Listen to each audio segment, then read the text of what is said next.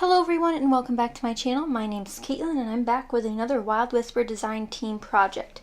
So today I'm featuring the Wild Whimsy collection by Wild Whisper, which is a really cool fantasy collection with mermaids and jewels and so many other things. And I'm going to start by fussy cutting some of these beautiful white flowers and fish tails out, or mermaid tails if you will. So I have the 12 by 12 papers as well as the pocket cards, which I will end up using as well, but I'll show those a little bit later on. For my background paper, I chose this beautiful blue pattern, which is like a little scallop pattern, so like scales on a fish or a mermaid, if you will. And I also have this scrap pocket page card that I used on a previous layout, and I'm going to tuck that under one of my photos later on. As you can see, I have cut out a bunch of these pieces from that white pattern paper with the florals on it, just so I can use them as die cuts on this layout.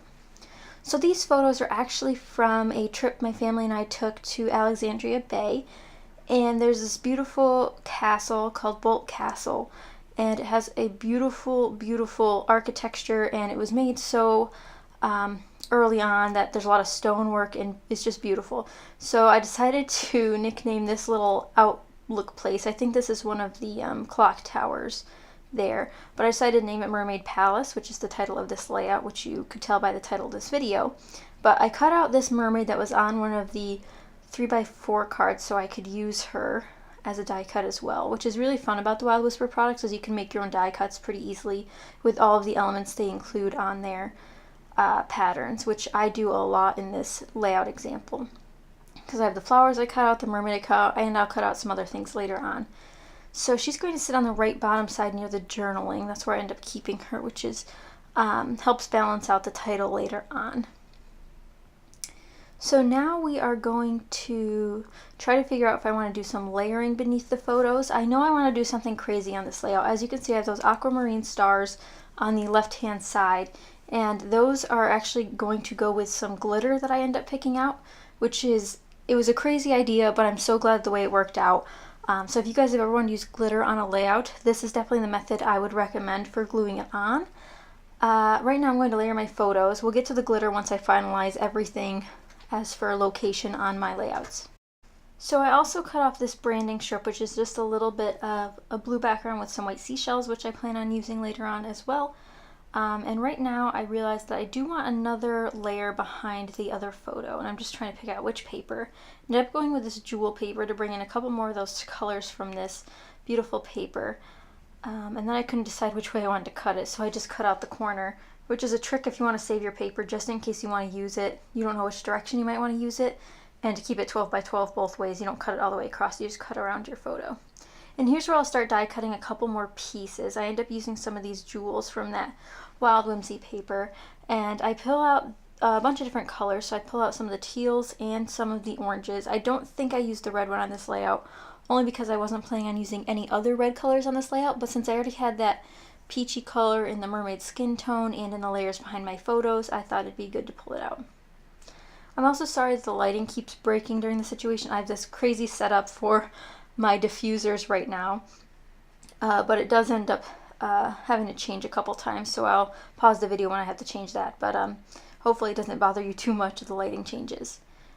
So now I'm trying to figure out where I want to put all of my die cuts. Now where I'm going to put my die cuts will indicate where I can put my glitter, and I'll show you my full method on the glitter in a minute, but I'm going to try to finalize where everything's going to go, and the title's going to go in the upper left, which I'm really happy about, and then I get my alphabet that I wanted to use. I end up pulling out this one, which is from American Crafts, and it's a teal glitter, which perfectly matches the sequence I've pulled out from Spiegel Mom Scraps called Aquamarine Stars.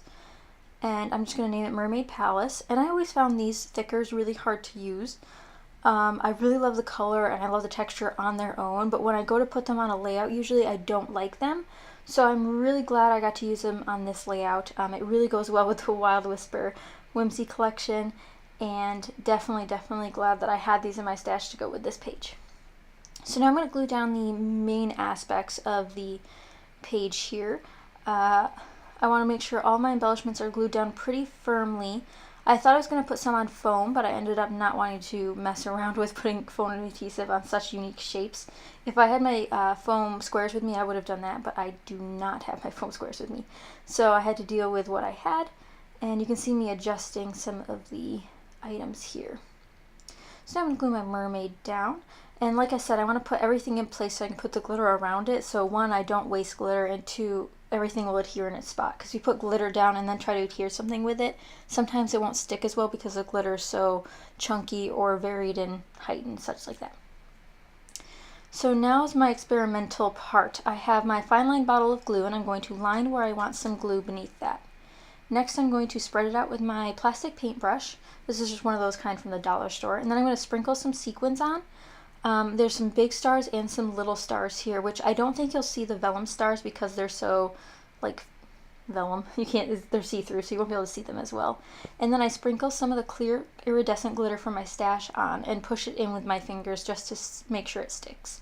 And that seemed to work pretty well. I do have a scrap piece of paper for runoff glitter, but if you guys would like a full tutorial on this, let me know and I can make a video on that. But definitely really fun. I'd like to do this with multiple glitters to see how it turns out.